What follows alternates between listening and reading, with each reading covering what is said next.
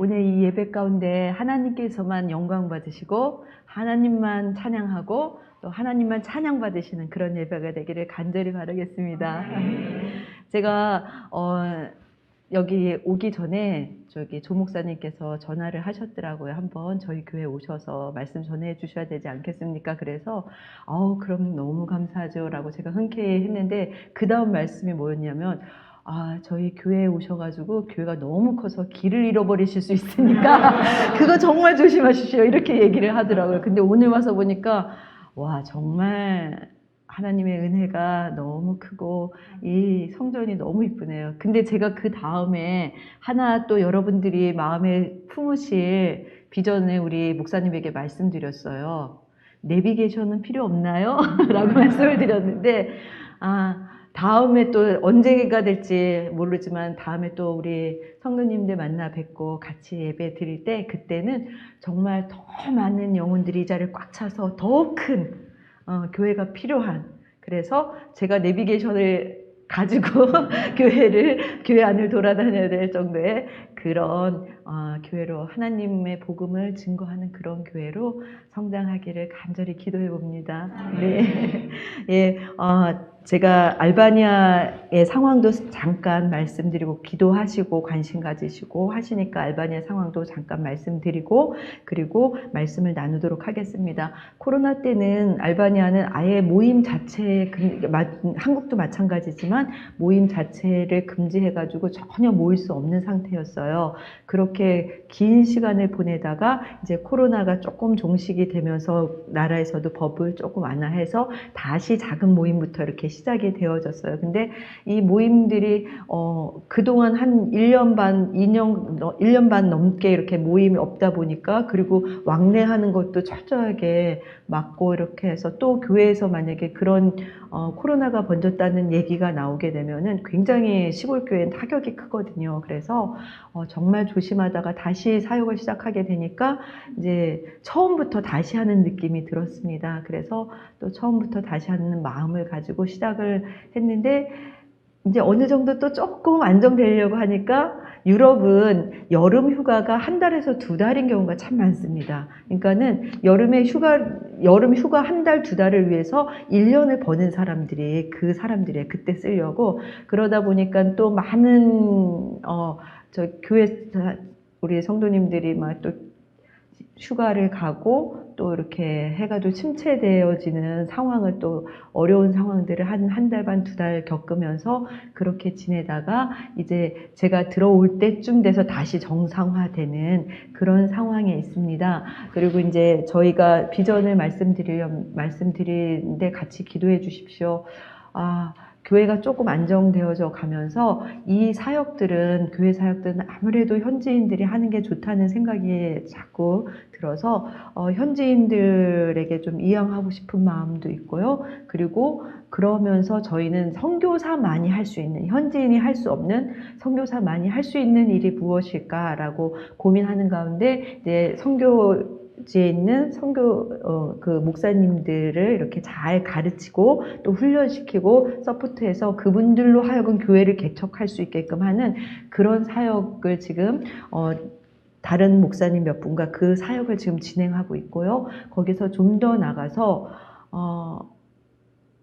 더 다른, 현지인은 너무 힘들어서 조금은 어려울 수 있는 그런 사역이지만 또 외국인인 저희 선교사가 할 수 있는 일을 하면은 나을 수 있는 그런 사역들이 뭔지를 계속 기도하고 고민하고 있습니다. 그래서 안정된 자리에 앉아있지 않게 하시고, 안정됐다 생각되면 떠날 자리라고 생각을 저희는 하는데, 안정된 자리에 앉아있지 않고 더 하나님께서 원하심이 무엇인지 발견해서 정말 선교사가 할 수 있는 그 일들을 위해서 조금 더 최선을 다해서 열심히 달려나가는 저희가 될 수 있도록 하나님 지혜도 주시고, 네, 그리고 길도 보여주시고, 그리고 저희들이 감사함으로 할 수 있는 그 무릎에 힘도 주시기를 위해서 기도해 주셨으면 합니다. 네. 오늘 저는 이 본문을 읽으면서 여러분들은 궁금한 게 안 생기셨어요? 저는 이 본문을 읽으면서 되게 궁금한 점이 하나 생겼어요. 우리 조 목사님 뭐 궁금한 점 없으셨어요? 너무 오래된 것 같습니다. 네? 네, 당당하게 말씀하셔요. 어디에도 정답은 없습니다. 내 얘기를, 내 의견을 정확하게 말씀하시면 됩니다. 네, 저는 궁금한 게 생겼는데 뭐냐면 너무 짧은 거예요. 그렇지 않으세요? 안 그러시군요. 사람마다 다 궁금증을 갖는 포인트는 다른가 봐요. 저는 왜 이렇게 짧지? 사실은 정말 성경에 딱 두 명, 성경을 정말 헤집어 봐도 딱 2명뿐이 죽음을 맛보지 않고 하늘로 올라갔거든요. 누구죠? 에녹. 아유, 네, 제일 쉬운 에녹. 오늘 제목이니까. 또 한 명 누구죠? 네, 아이고, 우리 권사님 엘리야입니다. 에녹과 엘리야. 딱 2명이에요. 딱 2명인데 굉장히 많은 지문들을 할애해서 할애해가지고 엘리야에 대해서 나와 있어요. 열왕기상, 열왕기하, 역대상에 걸쳐서 굉장히 많은 지문을 할애해서 엘리야가 뭘 했고 어떻게 했고 어떤 기적을 보였고 막 쭉 열거가 돼 있는데 반면에 똑같이 하나님 죽음을 맛보지 않고 하늘로 올린 이 에녹에 대해서는 정말 이 오늘 읽으신 이 본문 창세기 5절에 있는 이 본문과 또 그리고 히브리서의 2절 그리고 유다서의 1절 그리고 이제 뭐 이름만 거론된 거는 몇 군데 있지만 그 이외에는 이 에녹에 대해서 나와 있는 게 전혀 없어요. 그래서 왜 이렇게 짧지? 이렇게 하나님이 죽음을 맛보여주지 않고 데려가고 싶은 이 에녹의 삶인데 조금 더 자세하게 이 사람이 어떻게 살았는지 조금 더 자세하게 그리고 좀 더 구체적으로 그리고 그 마음이 어땠는지 어떤 심정이었는지 이걸 가르쳐주면 나도 따라 배울 수 있을 텐데 나도 그렇게 살려고 하는데 큰 지침이 될 수 있을 텐데 라는 생각이 들었습니다. 그래서 왜 이렇게 짧지? 라는 궁금증이 생겼어요. 그리고 아쉬움도 있었어요. 하나님 지침을 조금만 더 구체적으로 해주시죠. 그런 생각이 들었는데 오늘은 하나님께서 보여주신 만큼 또 쓰여진 만큼 그만큼에서 정말 귀한 보화가 있더라고요. 그래서 그것에 열어서 그 말씀을 이렇게 나누면서 오늘 하나님께서 우리에게 뭐를 원하시는지 어떤 삶을 원하시는지를 한번 살펴보도록 하겠습니다. 제가 저는 이 원고 설교를 잘 못해요. 다 써고도 이렇게 딱 강단에 오면 이게 안 보여요, 잘. 그래가지고 이제 그런데 그래도 오늘 원고에 좀 충실히 하면서 여러분들과 말씀을 나눠보도록 하겠습니다. 하나님께서 우리에게 에녹에 대해서 말씀하실 때 첫 번째 보여주신 게 짧은 그것 가운데 보여주신 게 있는데 그게 뭐냐면 에녹이 어떤 시대에 살았는지에 대해서 말씀하고 있습니다. 에녹이 어떤 시대에 살았냐면은 여러분 성경에서 가장 오래 제가 너무 질문을 많이 하더라도 네 대답 안 하셔도 괜찮습니다. 그래도 한번 생각해 보시라고 질문을 드립니다. 가장 오래 산 사람이 누구죠? 무드셀라가 몇 년도 살았죠? 969. 그러니까 9를 거꾸로 하면 6이 되죠. 9, 6, 9, 4를 산 무드셀라. 무드셀라가 살고 죽던 해에 노아가 600살이었어요. 무드셀라는 에녹의 아들이었죠. 이렇게 추정을 해보면은 대략 에녹이 살았던 때는 노아가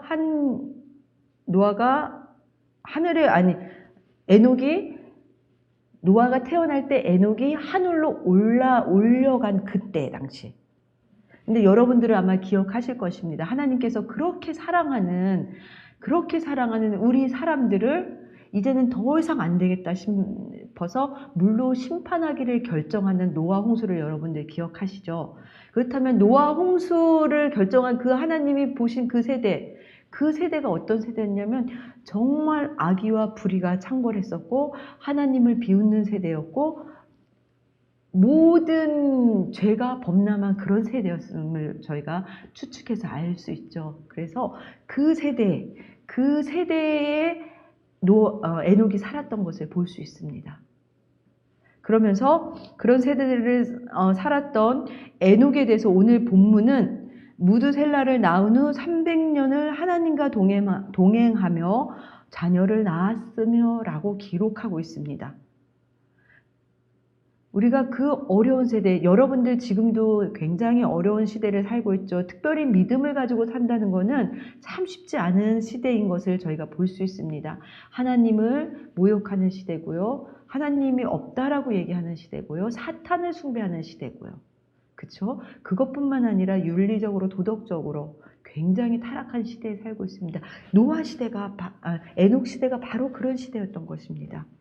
근데 그때 기술한 게 낳으며 하나님과 동행하며 또 어떻게 했다고요? 자녀를 낳았다고 얘기하고 있어요.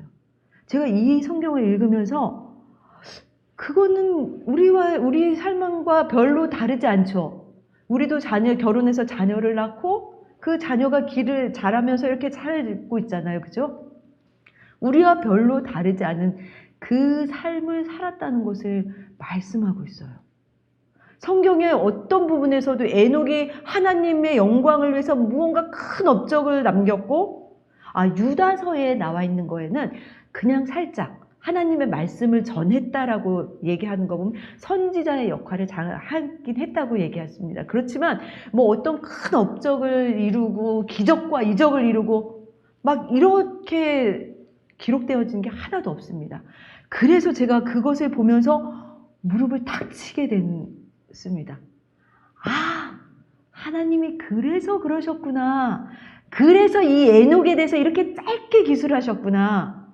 라고 무릎을 탁 치게 됐습니다.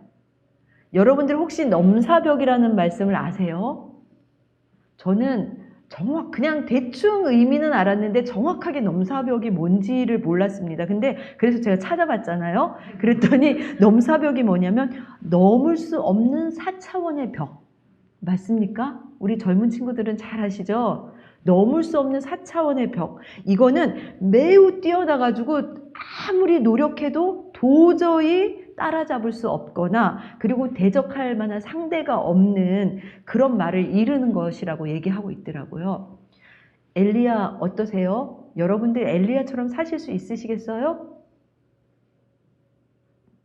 이렇게 고개를 이렇게 살짝 흔들어 주시는 분이 계신데, 네, 엘리야는 넘사벽이죠.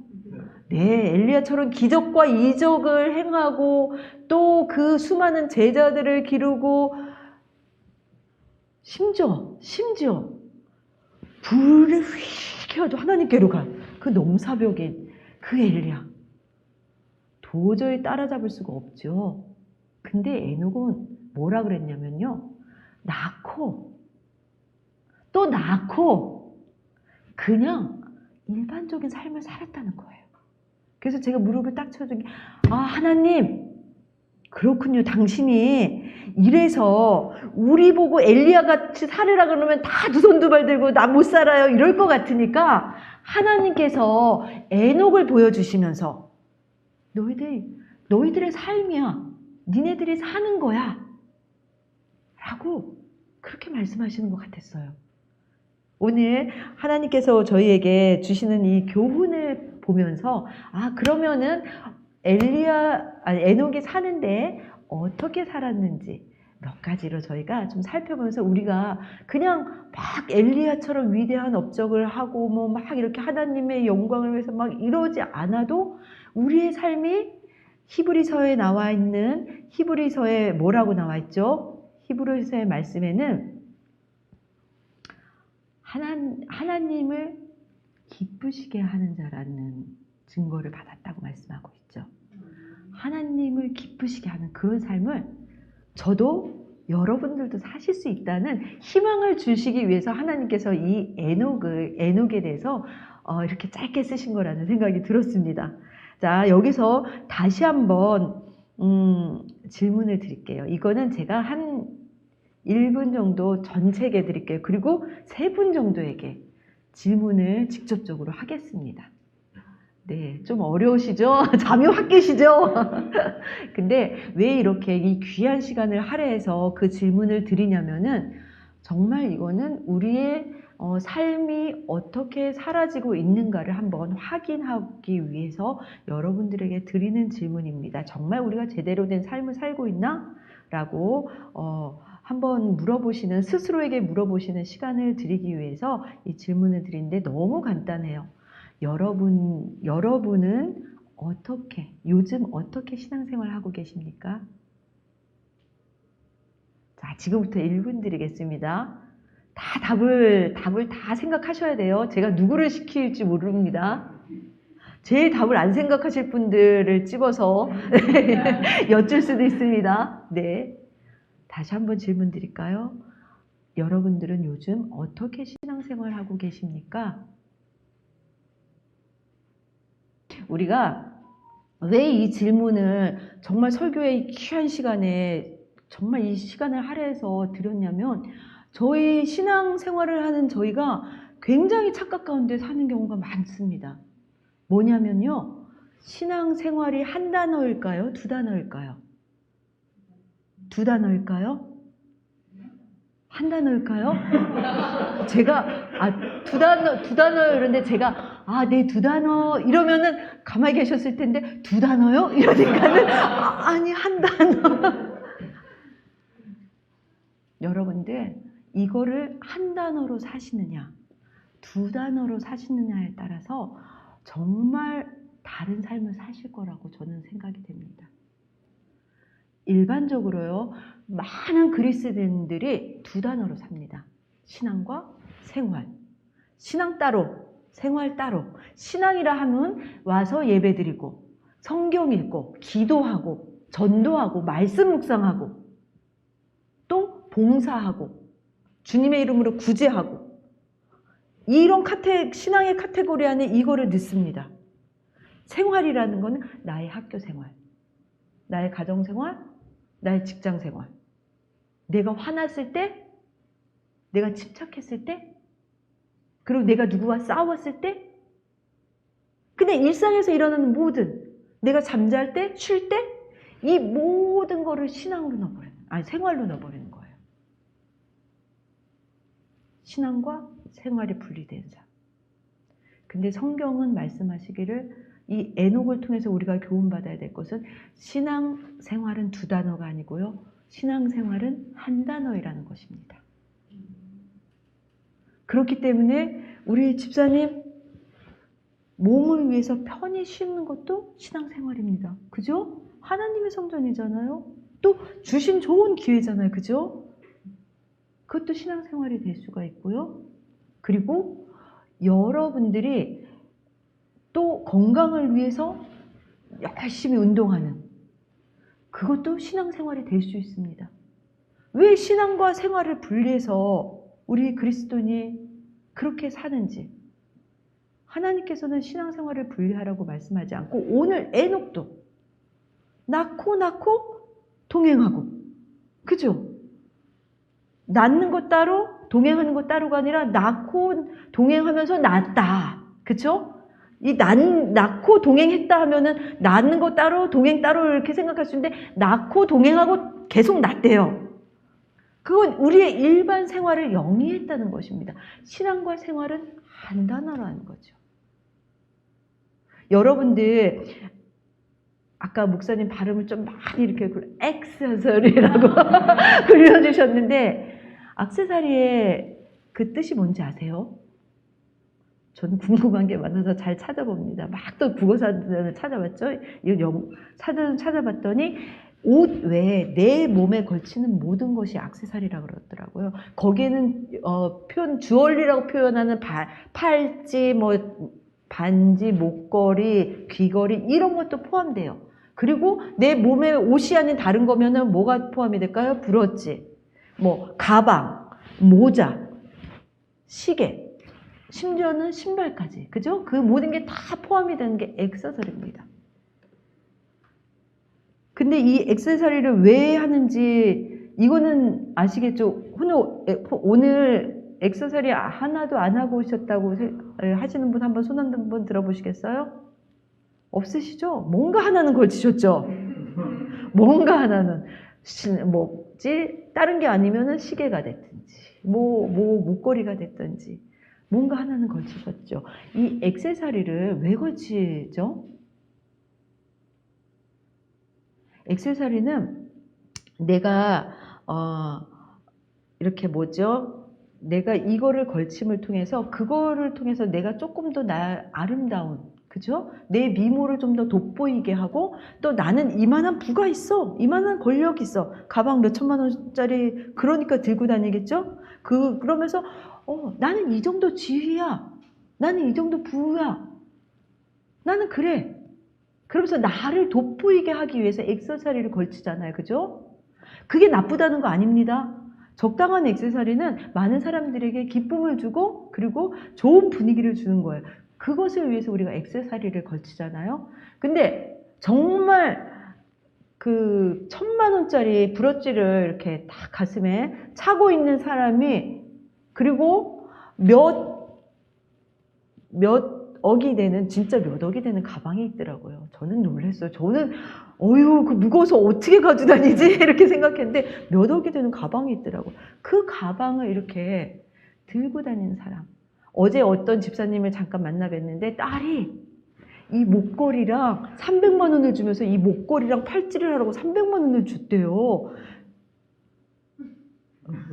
이게 나와는 왜 다른 일이지? 이렇게. 네. 그러면서 이 목걸이, 이거 무거우시겠어요? 제가 이랬더니, 하나도 안 무겁습니다. 하나도 안 무겁습니다. 라고 말을 했듯이, 이 액세서리를 하면 굉장히 기분도 좋고, 그 무거운 게 무겁지 않게 느껴지고, 그리고 이 어깨가 이렇게 있다가 이렇게 이게 살짝 펴지면서 이렇게 걷게 되는 그런 일들이 있죠? 네. 근데 여러분들, 그 액세서리를 탁 하고, 그렇게 다니면서 이제 집에 돌아옵니다. 그럼 어떻게 해요? 이 몇 억짜리 그 가방이라고 그거를 끌어안고 이러고 주무십니까? 치렁치렁 내 귀에 귀걸이 그거 치렁치렁하게 이렇게 하고 그 큰 다이아 반지 막 여기에다 끼고 이러고 주무십니까? 어떤 분은 간혹 그러신 분들 계시겠지만 일반적으로 가방은 그거 구겨질까봐 끌어안고 주무시지도 못해요. 가방은 옷장에, 그리고 다른 액세서리는 보석함에 이렇게 넣으시죠. 혹시 여러분들께서 신앙생활을 그렇게 하고 계시진 않으신가요? 이건 저한테 대한 물음입니다.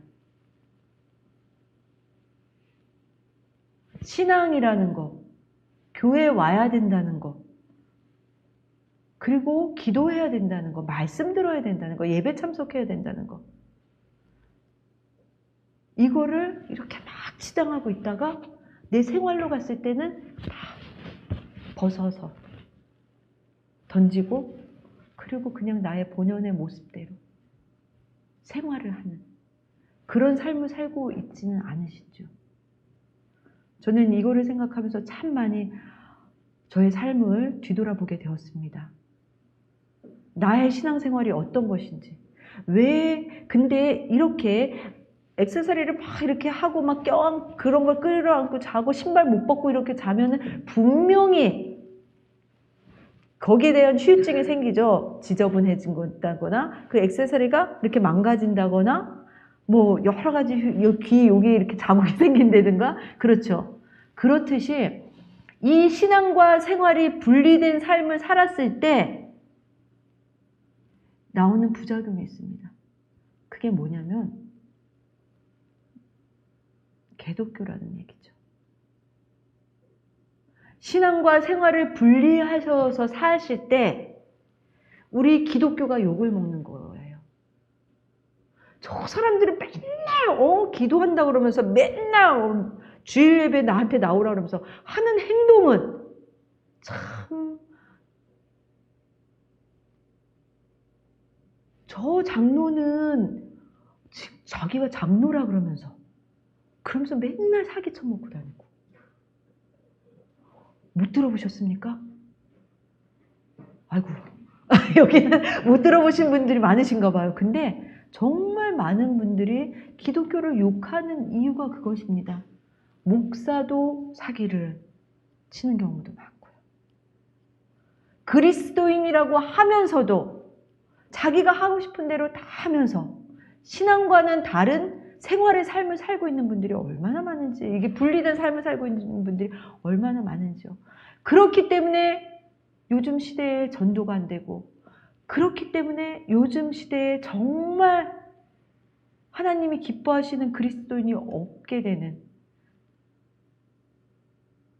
하나님이 정말 눈을 이렇게 크고 뜨고 이렇게 찾아봐야 되는 그런 상황이 되지 않았는가 생각됩니다.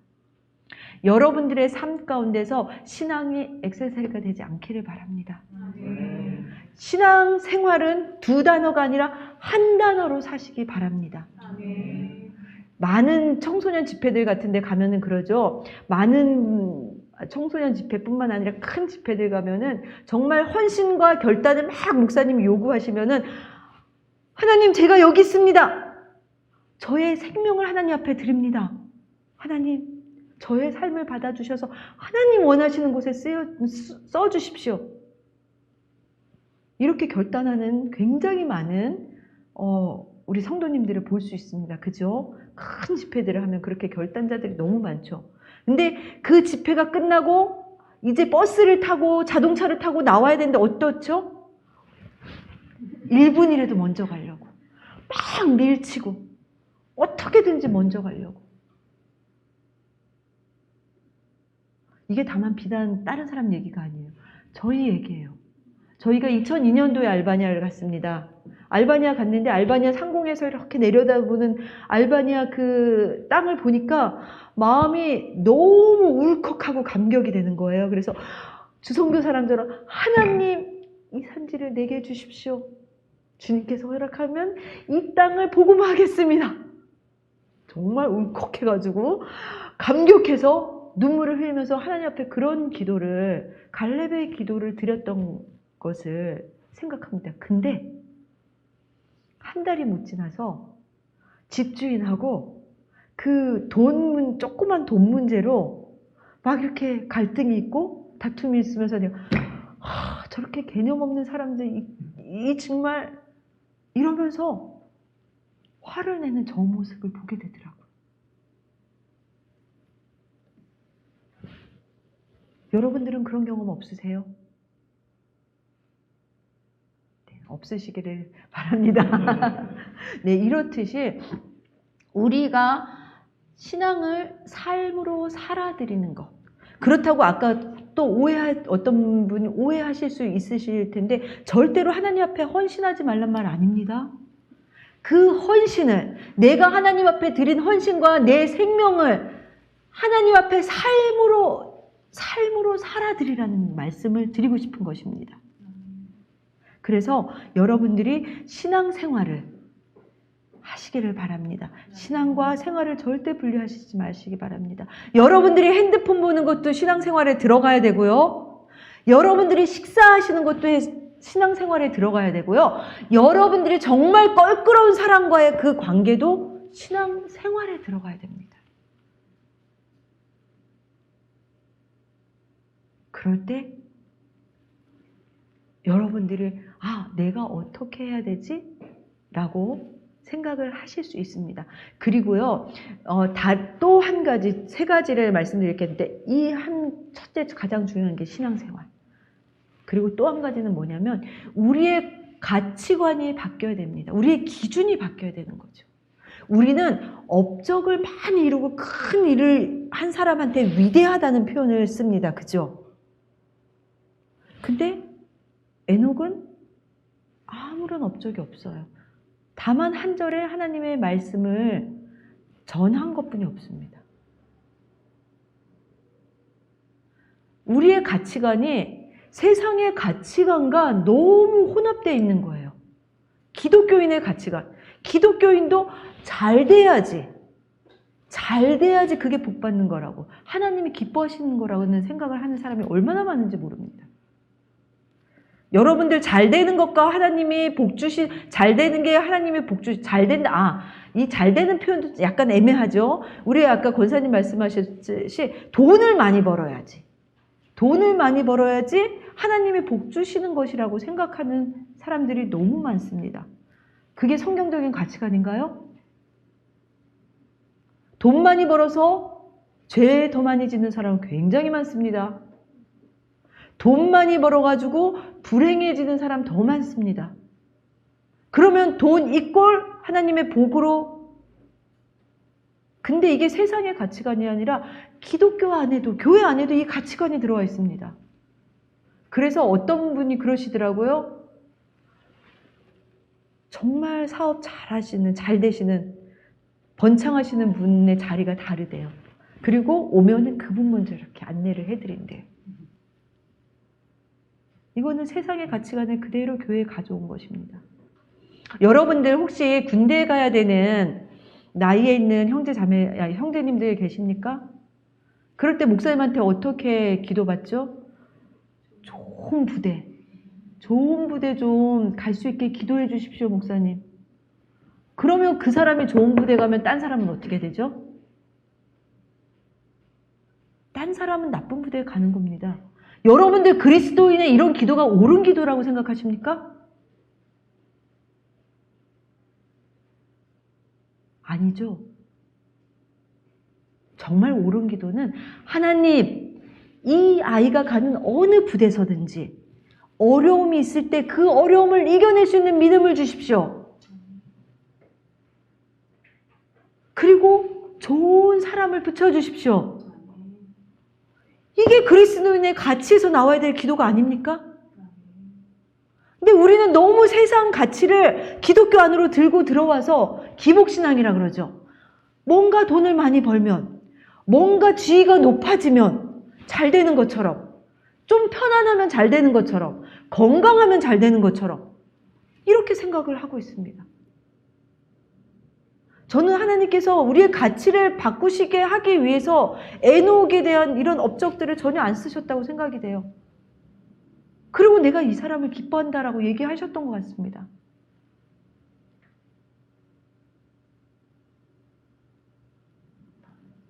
정말 부자는요, 돈을 잘 버는 사람이 아니라 돈을 정말 필요한 것에 잘 쓰는 사람이 부자입니다.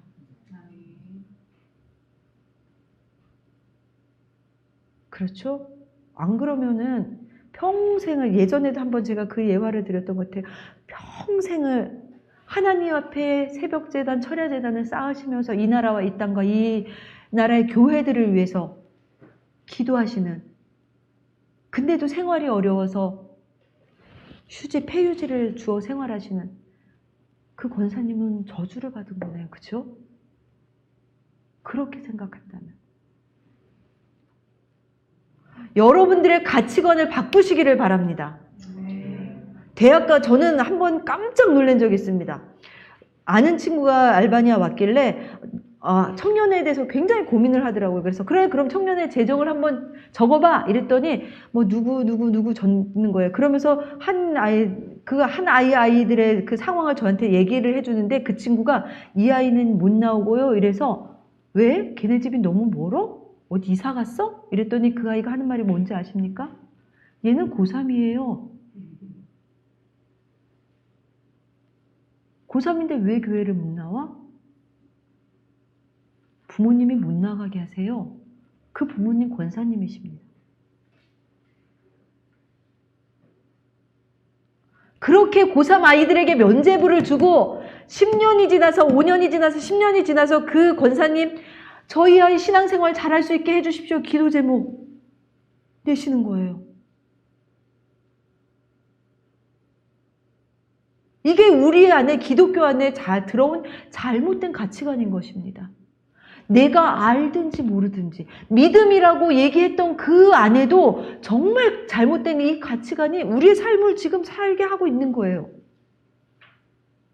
여러분들의 가치관이나 기준은 어떤지 한번 심각하게 저도 생각해 볼 필요가 있습니다. 아까 제가 내비게이션 얘기했죠. 교회가 그만큼 커졌으면 좋겠다. 교회 건물 커지라는 얘기 아닙니다. 정말 의리의리한 성전 지으라는 얘기 아닙니다. 그만큼 죽어가는 영혼들이 와서 그 영혼들이 앉을 수 없도록 이 하나님의 복음을 편만하게 증거하라는 말씀입니다. 그 일에 여러분들이 사용되시라는 말입니다.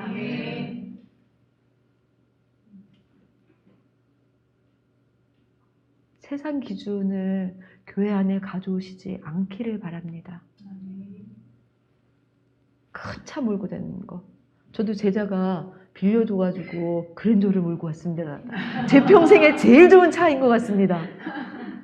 근데 불편해요.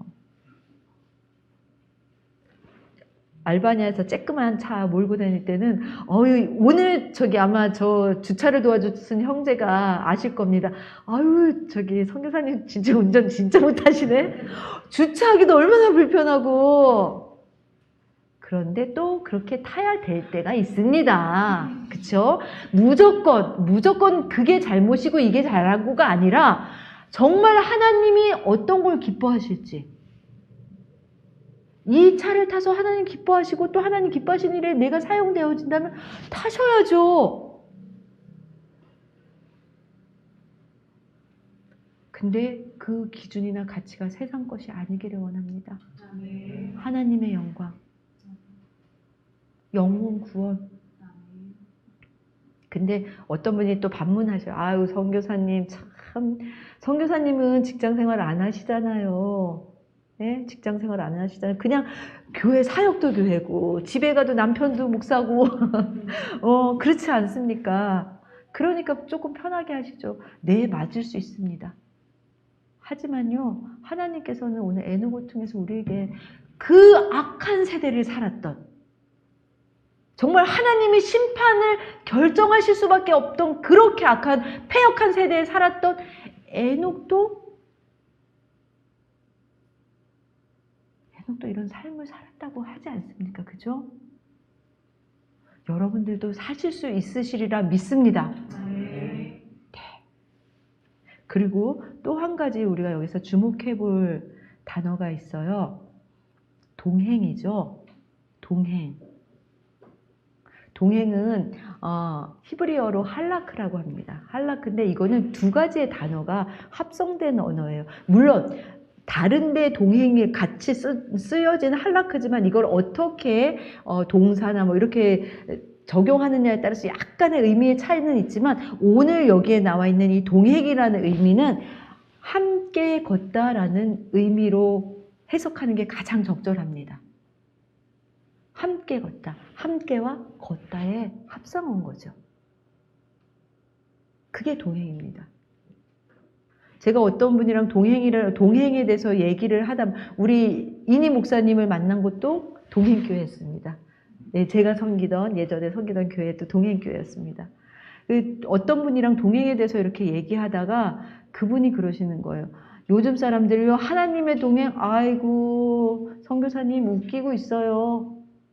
다만 교회에서 그냥 말 그대로 교회에서 자기가 존경하는 목사님이랑 한번 함께 걷는다고 생각해 보십시오. 땅에다 침 빗고 발로 막 이렇게 문지르면서 같이 동행해야 할 것 같습니까? 아니죠. 갑자기 차 앞으로 누가 튀어온다고 막 그 쌍욕을 할 것 같습니까? 그 존경하는 목사님이 옆에 계시면? 그분과 동행하면? 아니죠. 근데 그 위대하신 하나님, 정말 우리가 찬양해도 높여드려도 더 높여드릴 수밖에 없는 그 하나님, 구약시대에는 정말 그 하나님의 이름조차도 입에 언급하지 못했던 그 하나님과 동행한다 하면서도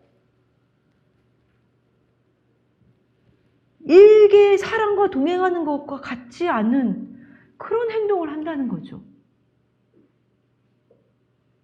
함께 걷다를 다른 말로 표현하면은 그 사람을 따라간다 라는 말로 표현할 수 있고, 또 좀 더 쉽게 얘기하면 그 사람이 간 길을 걸어간다라는 뜻이 있습니다.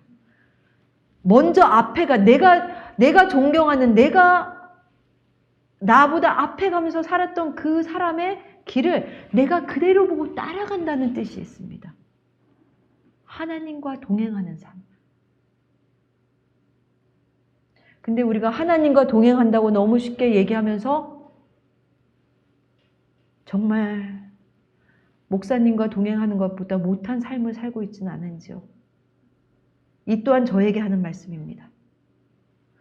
이 말씀을 준비하고 하면서 참 많이 회개하고 많이 제 자신을 돌아봤던 것 같습니다.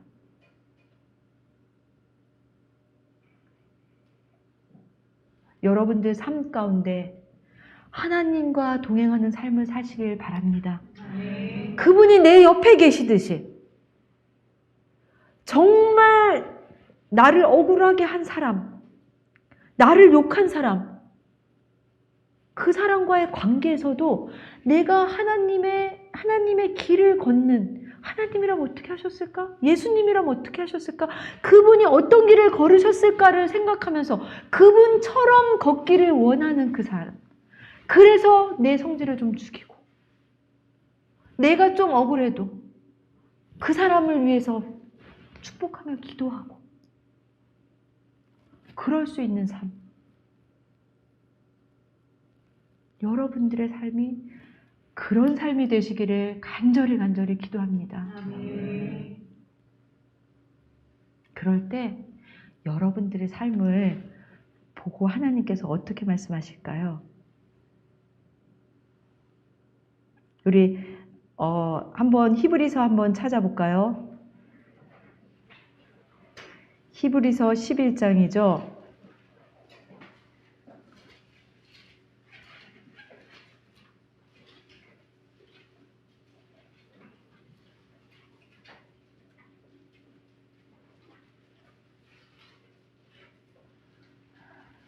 히브리서 11장, 아이고, 제가 여기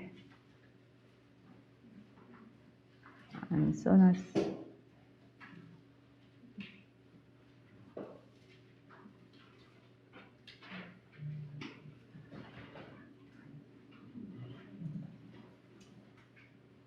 제가 여기 어디 써놨는지 찾지를 못하고 있습니다. 누가 좀 저를 도와주십시오. 5절. 히브리서 11장 5절을 한번 크게 읽어보시겠습니까? 히브리서 11장 5절 시작. 믿음으로 에녹은 죽음을 보지 않고 옮겨졌으니 하나님이 그를 옮기심으로 다시 보이지 아니하였느니라. 그는 옮겨지기 전에 하나님을 기쁘시게 하는 자라는 증거를 받았느니라. 아멘. 여러분들이 하나님과 동행하는 삶을 늘 내 옆에 하나님이 계시다는 생각을 하고 나는 늘 하나님이 원하시는 대로 따라가겠다는 생각을 하고 그분이 지금 이 상황에서 어떻게 그분은 행동하셨을 것이라는 생각을 하면서 사는. 근데요, 여기서 또 조금 제가 얘기를 한 가지만 더 붙이겠습니다. 시간이 좀 너무 많이 지났죠? 예, 한 가지만 얘기하고. 해도 됩니까? 아니요.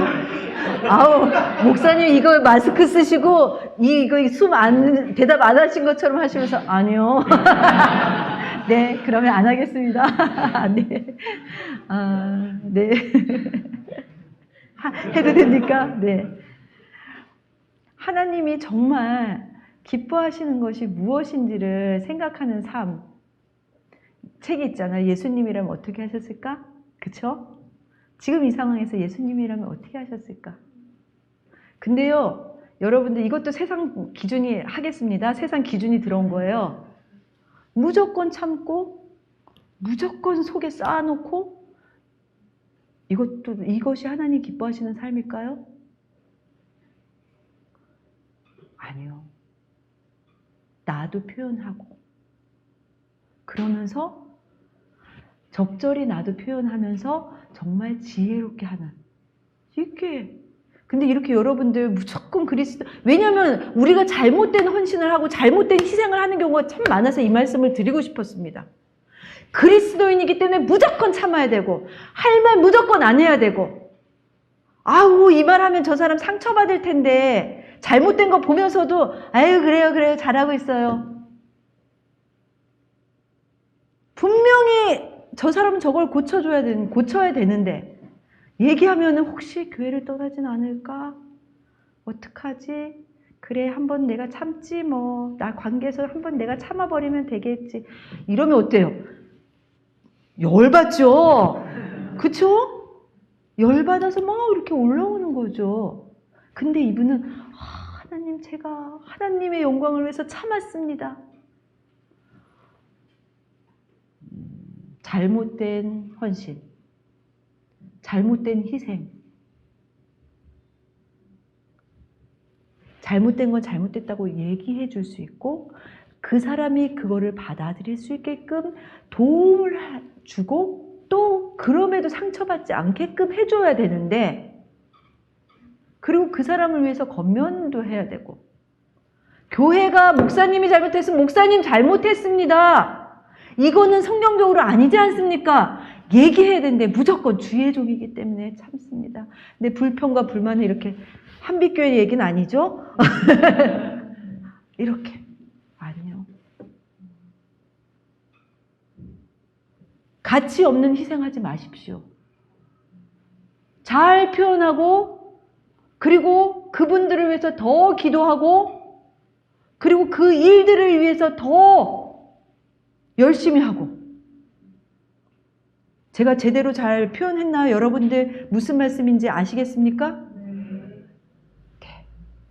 그런 삶을 사시면, 만약에 그렇지 못하게 사시면은 치매 걸리시면은, 치매 걸리신 권사님들이 가장, 정말 천사처럼 사셨던 권사님들이 가장 많이 하시는 일이 뭔지 아십니까? 욕이래요. 평생 너무너무 참고 사시니까 이제 치매 걸려서 당신의 정신을 온전히 붙잡지 못할 때 하시는 게 욕이고 폭력이라는 거예요. 여러분들 그리스도인 중에 정말 많은 분들이 그렇게 사시는 분들이 계세요. 기쁘고 행복하게 신앙생활을 해야 되는데 불평과 불만을 참아내리고 가치 없는 희생을 하시면서 사는 분들이 너무 많이 계신 거예요. 그것도 세상 기준입니다. 그런 일이 있을 때 정말 하나님의 지혜를 구하십시오. 어떤 게 하나님의 길인지, 하나님과 동행하는 것인지, 어떻게 하는 게 정말 하나님이 기뻐하시는 일인지. 세상의 기준에 따라가지 마시고 하나님의 지혜를 구하시는. 그래서 하나님이, 예수님이 걸어가신 그 길대로 여러분들도 그런 길로 걸으시고, 나의 욕심이나 나의 원함이나 또 나의 기준이나 나의 판단에 삶을 사시지 않고 정말 하나님과는 1도 상관없는 그런 삶이 아니라 신앙생활이 한 단어가 되고, 그리고 예수님과 동행하는 바른 기준을 가지고 바른 하나님의 기준으로 여러분들의 삶을 하나님 앞에 살아내셔서 오늘 에녹에게 하나님이 말씀하셨듯이 기뻐하는 자라는 증거를 받는 삶으로 여러분 살아드리시기를 간절히 기도하겠습니다. 기도하시겠습니다. 하나님 감사합니다. 하나님께서 밝혀주신 에녹의 모습을 통하여서 저희가 어떻게 살아야 되는지 말씀을 통하여서 보았습니다. 하나님, 저희의 삶이 하나님과 상관 있는 삶이 되기를 원합니다. 저희의 삶이 하나님 뒤를 따르는, 그 길을 따르는 삶이 되기를 원합니다. 그리고 세상의 기준이나 판단이나 그런 것들이 저희 삶에 들어오지 않기를 원합니다.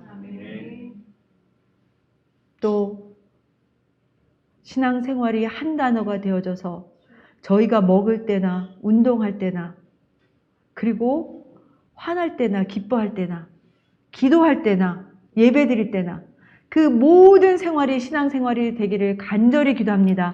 우리 한빛교회의 모든 성도님들이 그러시기를 간절히 기도합니다. 하나님 감사합니다. 예수님 이름으로 기도드립니다.